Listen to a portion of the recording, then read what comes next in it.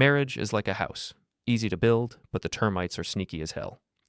My name is Jake Farrell, and I'm 38 years old, facilities director at Red Pine Independent School District here in Texas. I used to think I had it all figured out.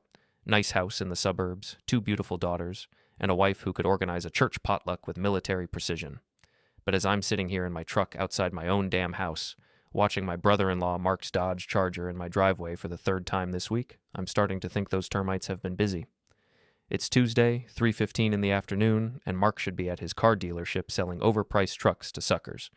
Instead, he's at my house with my wife Dina, probably helping her with something that requires him to take his shirt off. Again, before we dive deeper into this story, I have one small request. Please subscribe, drop a like, comment, and hit that hype button to boost this channel so more people can discover these incredible Reddit stories. Mark Peterson is everything I'm not. 6'2", gym-sculpted abs, teeth so white they could guide ships to shore.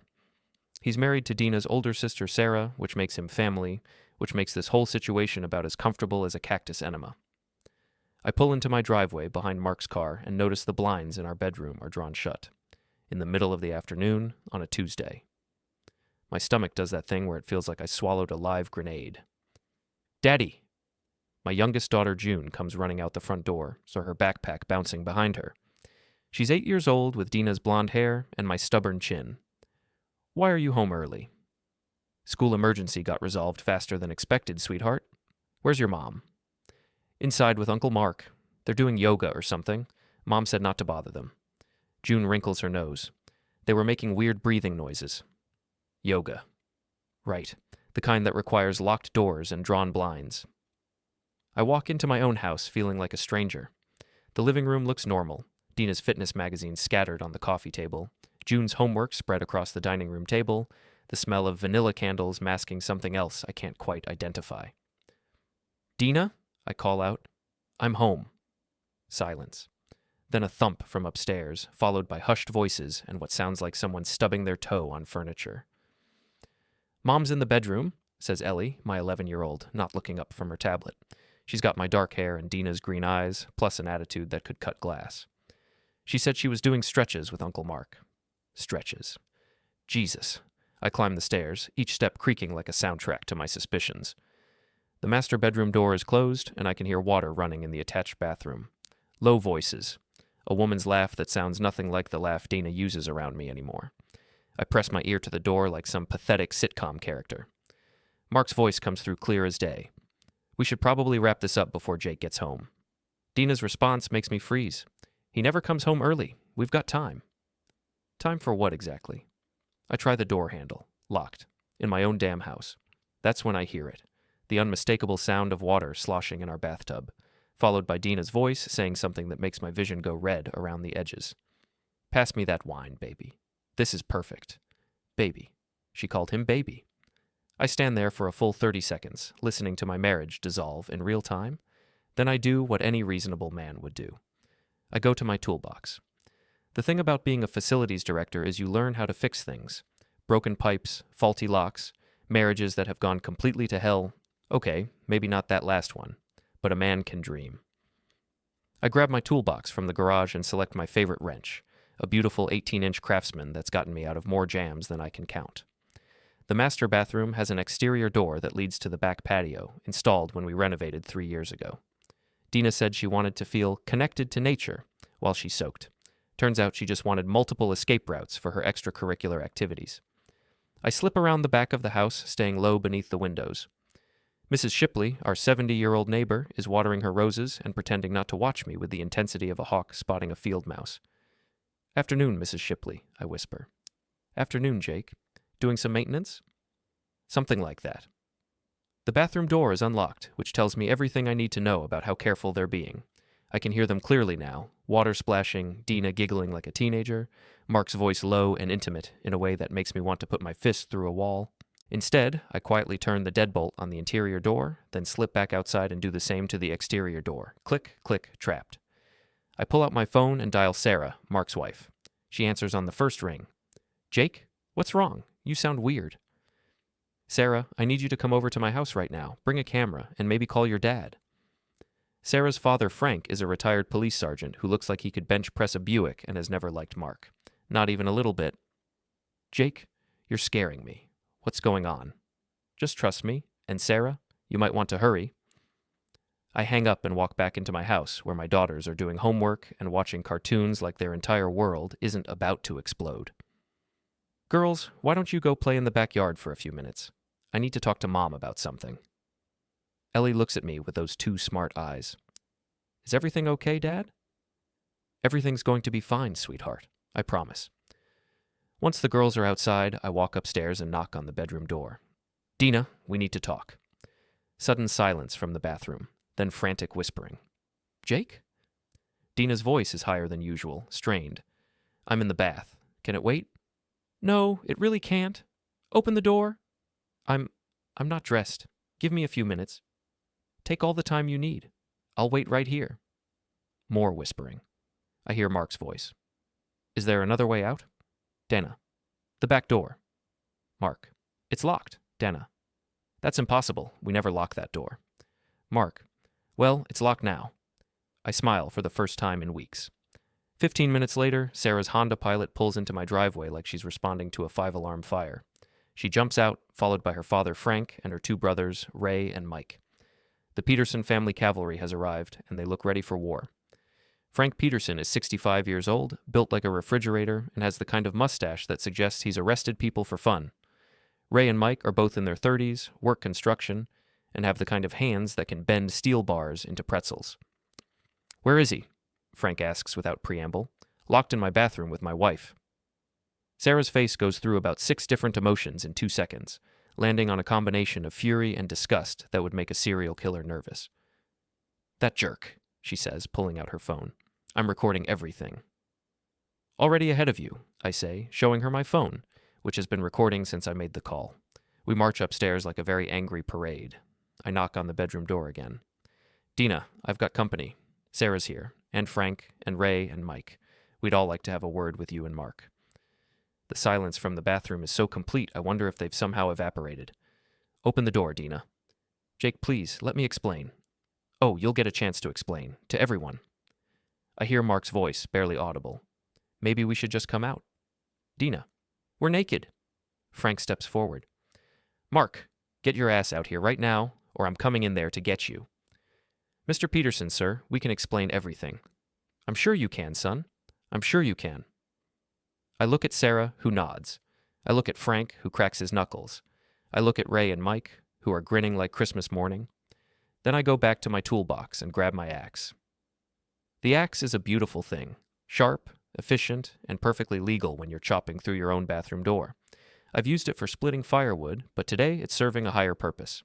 Stand back, I tell everyone. This might get messy. The first swing bites deep into the wood, sending splinters flying. From inside the bathroom, Dina screams, Jake, stop! You're insane! Insane? I swing again, and more wood flies. I'm not the one locked in a bathroom with my brother-in-law. The third swing creates a hole big enough to see through. Sarah immediately sticks her phone through the gap, recording everything. Oh my God, she whispers. Oh my God, I can see them. Frank pushes forward. Let me see. He looks through the hole, and his face turns the color of a ripe tomato. Mark, you piece of garbage. The fourth swing opens the door wide enough for us to see the whole picture. Dina and Mark are in our bathtub, naked as the day they were born, trying to cover themselves with washcloths that are about as effective as using a napkin to hide an elephant. Surprise, I say. Mark tries to stand up, slips, and falls back into the tub with a splash that soaks the floor. Dina is crying, which might be more convincing if she hadn't been giggling 10 minutes ago.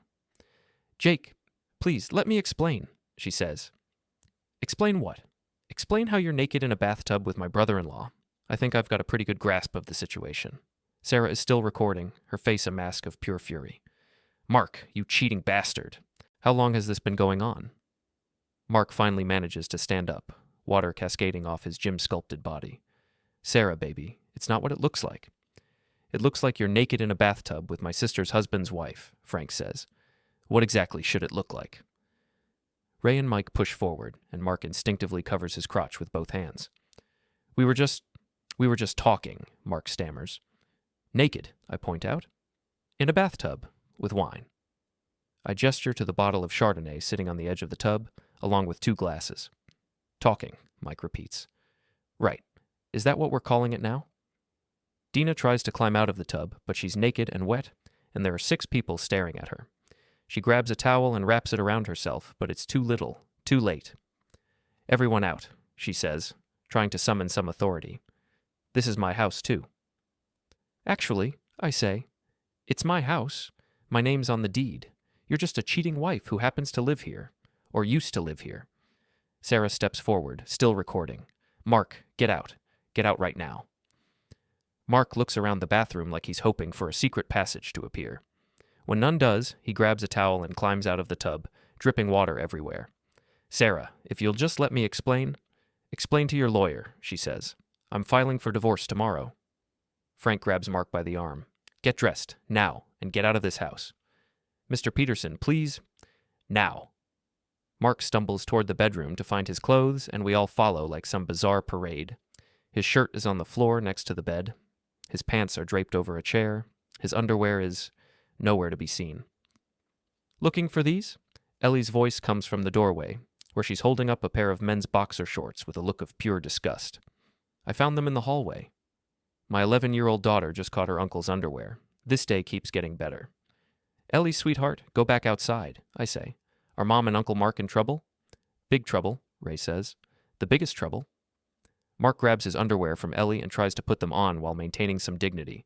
It doesn't work. He looks like a wet, embarrassed flamingo. Dina emerges from the bathroom, still wrapped in a towel, her perfect blonde hair plastered to her head. Jake, we need to talk. Privately. No, I say. We really don't. We need you to get dressed and get out of my house. This is my house too. Not anymore. I walk to the bedroom window and open it. Then I start grabbing Dina's clothes from the dresser and throwing them out onto the front lawn. Blouses, pants, underwear, shoes. Everything flies out the window like confetti. Jake, stop! Dina lunges for me, but Sarah blocks her path. Let him finish, Sarah says. You've done enough. By the time I'm done, my front yard looks like a clothing store exploded. Mrs. Shipley is standing in her driveway with her phone out, recording everything. Other neighbors are starting to emerge from their houses, drawn by the commotion. Mark finishes getting dressed and heads for the stairs. Frank follows him, along with Ray and Mike. Mark, Frank says as they reach the front door, if I ever see you near my daughter again, I'm going to forget I used to be a cop. Mr. Peterson, get out. Mark stumbles outside, where half the neighborhood is now gathered. Mrs. Shipley waves at him cheerfully. Afternoon, Mark. Lovely weather for a bath, isn't it? Mark's face turns purple. He runs for his car, but Ray gets there first. Hold on there, sport. Ray pulls out his keys and drags them along the length of Mark's Charger, leaving a deep scratch from bumper to bumper. Oops. You can't do that. I just did. Mike walks around to the other side and does the same thing. Oops. Mark looks like he's about to cry. He gets in his scratched car and speeds away, leaving rubber on my driveway. Dina appears in the doorway, now dressed in the first clothes she could find, a pair of my old sweatpants and a Red Pine High School t-shirt. Jake, please, we need to talk about this rationally. Rationally? I laugh, and it doesn't sound entirely sane. You want to talk rationally about the fact that I caught you naked in a bathtub with my brother-in-law? It's not what you think. It's exactly what I think, and now everyone else thinks it too. I gesture to the crowd of neighbors, all of whom are staring at Dana like she's some exotic animal in a zoo. Sarah steps beside me. Dina, you're my sister, and I love you, but you just destroyed 2 families. I hope it was worth it. Dina starts to cry again, but this time it's the ugly kind of crying that comes with the realization that your entire life just imploded. Where am I supposed to go? I don't know, I say, but you're not staying here. By Wednesday morning, the whole town knows. Red Pine, Texas, population 23,000, is the kind of place where news travels faster than a brush fire in August. By the time I get to work, my phone has 17 missed calls and 43 text messages. The first call I return is to my lawyer, Jim Hendricks, who's been handling legal work for the school district for 15 years. Jake, I heard about what happened. How are you holding up? I've been better. I need to file for divorce, and I need to make sure Dina can't take my girls. Given what happened yesterday with witnesses and video evidence, I don't think you'll have much trouble. Adultery is still adultery, even in Texas. Good. What about the house? It's in your name, right? You bought it before you got married? Right. Then she has no claim to it. We'll file a restraining order this afternoon. The second call is to my principal, Dr. Martinez. Jake, I've been getting calls all morning. Is it true about your wife? It's true. I'm sorry. Take whatever time you need. Actually, I'd rather stay busy. Work keeps my mind off things. Are you sure? This has to be devastating. Devastating. That's one word for it. I prefer liberating. At lunch, I drive home to check on the house. Dina's car is in the driveway, and she's standing on the front porch with a suitcase, talking to someone on her phone. I don't care what you think, Mom. I need somewhere to stay. I park behind her car, blocking her in. Jake, she hangs up and runs toward me. Thank God you're here. We need to talk. No, we don't. You need to leave. This is my home, too. Not anymore. I pull the restraining order from my pocket. You've been served. You have 10 minutes to get whatever you need, and then you leave. If you come back, I call the police. Dina stares at the papers like they're written in a foreign language. You can't do this. I just did. She follows me to the front door, but I block her path. 10 minutes. I'll watch from here. Jake, please, let me explain what happened. What's to explain? I caught you naked in a bathtub with Mark. Case closed. It wasn't planned. It just happened. Bullshit. You locked the doors. You had wine. This has been going on for weeks. Dina's face crumbles. How did you know? Because I'm not an idiot, despite what you apparently think. The mysterious phone calls, Mark showing up when I'm not home, you suddenly developing an interest in fitness. You weren't exactly subtle. I let her into the house, but I follow her every step. She goes to the bedroom and starts packing clothes into another suitcase. What about the girls? What about them? When can I see them? Talk to your lawyer, if you can afford one. Dina stops packing. What do you mean? I mean, you just lost your job, your house, and your husband. Mark lost his marriage, and probably his job too, once word gets around. I hope those 30 minutes in the bathtub were worth it. I didn't lose my job. I pull out my phone and show her the email I received an hour ago. Dina Farrell has been terminated from her position as HR manager at Coastal Insurance, effective immediately, for violation of the company's moral conduct policy. Her face goes white. How did they find out? Small town, Dina. Mrs. Shipley's nephew works at Coastal. Funny how these things get around.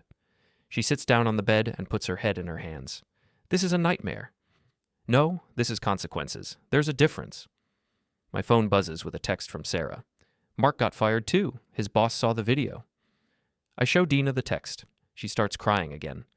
Where am I supposed to go? My parents won't even talk to me. I don't know, and I don't care. But you've got 8 minutes left. She finishes packing and drags her suitcases downstairs. At the front door, she turns back to me. Jake, I'm sorry. I know that doesn't mean anything now, but I am. You're right, it doesn't mean anything.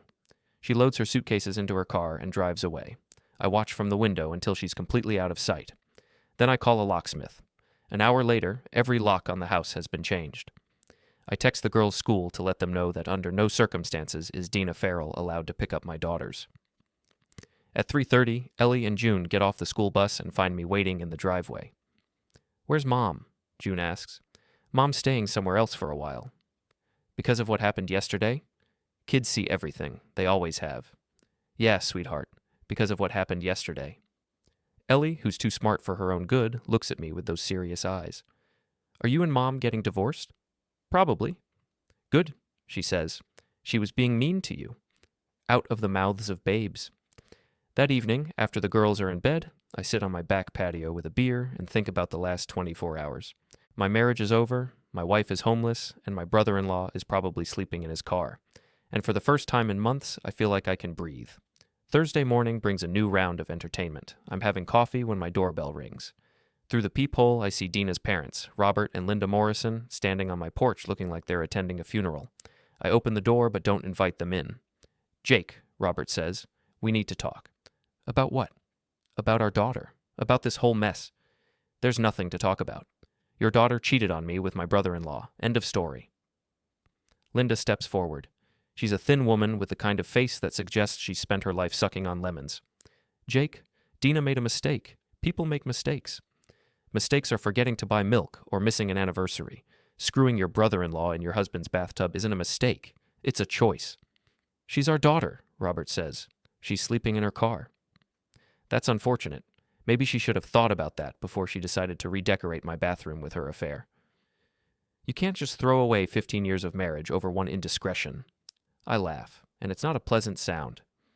One indiscretion? Robert, your daughter has been cheating on me for weeks, maybe months. This wasn't a one-time thing. Linda starts crying. She's family. No, she's not. Not anymore. My family's in that house, doing homework and watching cartoons. Your daughter chose to stop being family when she chose Mark over me. They stand there for a moment, looking lost. What about the girls? Robert asks. They need their mother. The girls need stability and honesty, two things their mother apparently can't provide.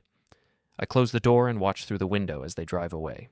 At work, my friend Hank, the head custodian, finds me in my office around lunchtime. Hank is 60 years old, built like a scarecrow, and has the kind of dry humor that makes even the worst days bearable. Heard you had some excitement this week, he says. You could say that. Caught your wife with another man, I heard. My brother-in-law, actually. Ouch, that's worse. Tell me about it. Hank sits down across from my desk. You know, my wife tried to cheat on me once, 20 years ago. What happened? I caught her before she could go through with it. Had a long talk with the other man. What kind of talk? The kind that involved a baseball bat and a very clear explanation of what would happen if he ever came near my wife again. I look at Hank with new respect. Did it work? Haven't had a problem since. Sometimes people need a reminder about consequences. That afternoon, I get a call from Jim Hendricks. Jake, I've got good news and bad news. The good news is that Dina's lawyer called. She wants to settle the divorce quickly and quietly. What's the bad news? She wants joint custody of the girls. Over my dead body. That's what I told her lawyer. Given the circumstances and the fact that she's currently homeless and unemployed, I don't think any judge will award her joint custody. What about visitation? Supervised visitation, maybe. But that's it. Friday evening, I'm grilling burgers in the backyard when Sarah shows up with a bottle of wine and a grim smile. How are you holding up? She asks. Better than expected. How are you? Mark moved out yesterday, filed for divorce this morning. I'm sorry, Sarah. I know this is hard on you too. She laughs, but there's no humor in it. Hard? Jake, I've been waiting for an excuse to get rid of that bastard for 5 years. You just gave me the perfect reason. We sit on the patio while the girls play in the yard. Sarah pours herself a large glass of wine. You know what the funny thing is? She says. Mark called me yesterday, begging me to take him back. Said it was all Dina's idea. What did you tell him? I told him that even if it was her idea, he still went along with it. Nobody forced him to get naked and climb into your bathtub. Where's he staying? Some fleabag motel on the highway, lost his job, lost his house, lost his family. All for 30 minutes with my sister. We sit in comfortable silence for a while, watching Ellie and June chase fireflies. Jake? Yeah? Thank you. For what? For catching them. For ending this before it got worse. For giving me a reason to get out. Saturday morning, I'm mowing the lawn when Mark's scratched-up Charger pulls into my driveway. He gets out slowly, like he's approaching a wild animal. Jake, we need to talk. I turn off the mower. No, we don't. Please, just 5 minutes. Mark looks like hell. His hair is unwashed, his clothes are wrinkled, and he has the kind of stubble that suggests he's been sleeping in his car. You've got 2 minutes, I say. I'm sorry, man. I'm really sorry. It just happened. Bullshit. It didn't just happen. You made a choice. Multiple choices. You're right. I screwed up. But can't we work this out? We're family. We were family. Now you're just the guy who screwed my wife. Mark runs his hands through his greasy hair. I lost everything, Jake. My job, my house, my wife. Sarah won't even let me see my kids. Good for Sarah. Come on, man. Haven't I been punished enough? I look at him, really look at him. This pathetic, broken man who threw away everything for a quick thrill with my wife. No, I say. I don't think you have. I start the mower again and continue cutting my grass. Mark stands there for another minute, then gets back in his car and drives away. Sunday afternoon, the girls and I are washing my truck when Dina shows up. She looks almost as bad as Mark. Pale, thin, wearing the same clothes I saw her in yesterday. Jake, please. I need to see my daughters. Ellie and June stop what they're doing and stare at their mother. Neither of them runs to her. You can see them during supervised visitation, I say. Talk to your lawyer. I can't afford a lawyer. I lost my job, remember? That's not my problem. They're my children too. Then you should have thought about that before you decided to destroy their family. June, my 8-year-old, walks over to Dina. Mommy, why did you take a bath with Uncle Mark? Dina's face crumbles. Sweetheart, it's complicated. No, it's not, Ellie says. You cheated on Dad. Mrs. Shipley explained it to everyone. I make a mental note to buy Mrs. Shipley a very nice Christmas present. Dina looks at me with desperate eyes. Jake, please, I have nowhere to go. That's not my problem either. She stands there for a long moment, then gets back in her car and drives away. That evening, after the girls are in bed, I sit on my porch with a beer and think about how much my life has changed in 1 week. No more walking on eggshells around Dina. No more pretending I don't notice her obvious lies. No more Mark showing up at my house with his shirt off and his shit-eating grin. For the first time in months, maybe years, I feel like myself again. 2 weeks later, I'm settling into my new routine. The girls and I have dinner together every night, do homework at the kitchen table, and watch movies on weekends. It's peaceful in a way that my house hasn't been for years. That peace ends on a Tuesday night at 11:30 when my security system alerts me to motion in the backyard. I check the camera feed on my phone and see 2 figures trying to break into my house through the back door. One is clearly Dina, the other is obviously Mark. I call 911 first, then Sarah. They're trying to break in, I tell her. Both of them. Dad and the boys are on their way, she says. Don't do anything stupid until we get there. I wake up Ellie and June and move them to the front bedroom, away from whatever's about to happen. Stay here and don't come out until I tell you, I say. Is someone trying to break in? Ellie asks. Yeah, sweetheart, but everything's going to be okay. I go back to the kitchen and watch through the window as Dinah and Mark work on the back door with what looks like a crowbar.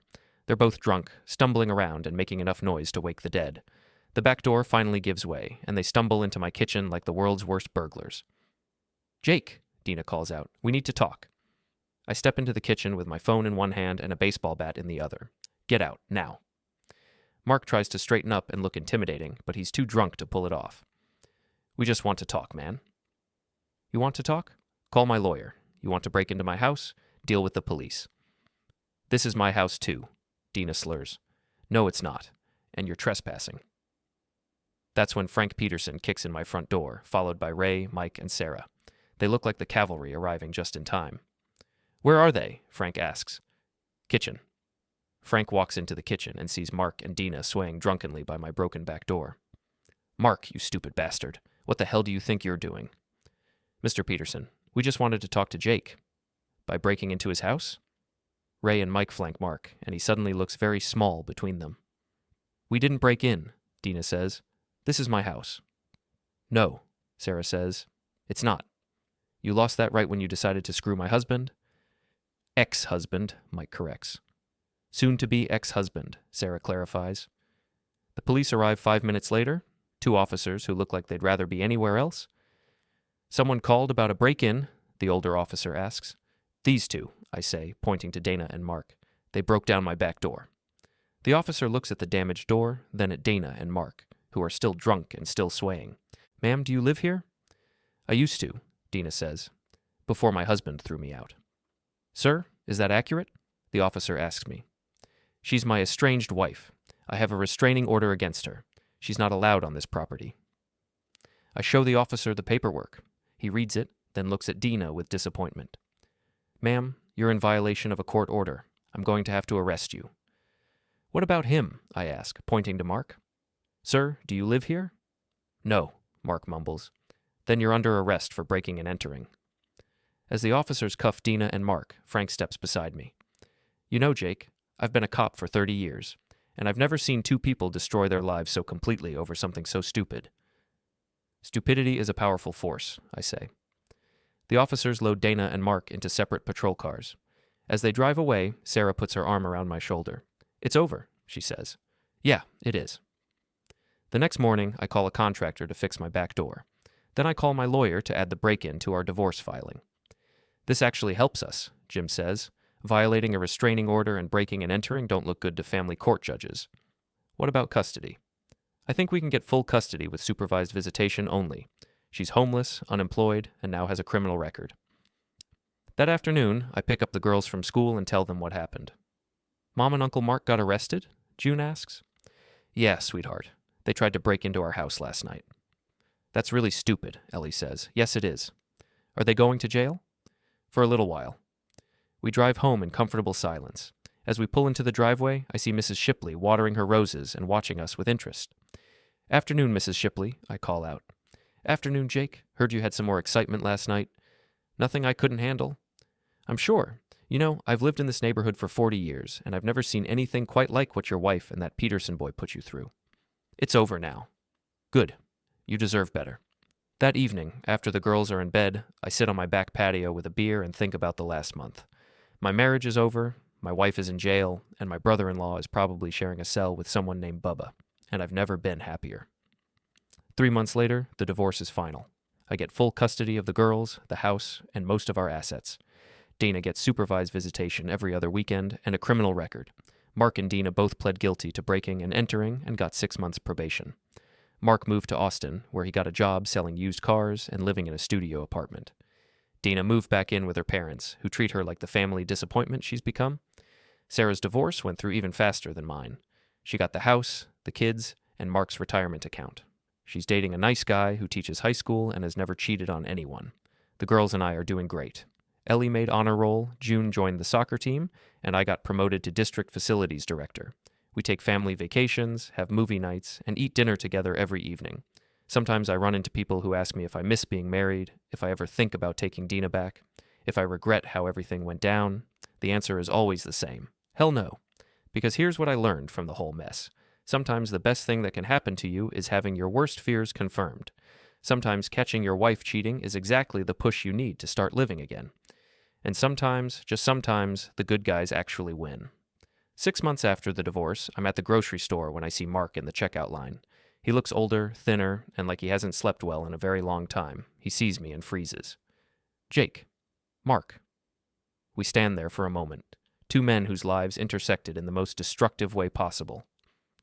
How are the girls? He asks. They're great. Happy, healthy, stable. He nods. That's good. That's really good. How's Austin? It's okay. Different. Lonely. He looks like he wants to say something else, but I don't give him the chance. Take care of yourself, Mark. I walk away without looking back. That night, I tuck my daughters into bed and kiss them goodnight. Then I sit on my back patio with a beer and think about how lucky I am. Lucky that I caught them when I did. Lucky that I had Sarah and her family on my side. Lucky that I live in a small town where actions have consequences and cheaters get exactly what they deserve. Most of all, I'm lucky that my marriage ended when it did, before I wasted any more years on a woman who never deserved me in the first place. The termites are gone, the foundation is solid, and the house is finally mine.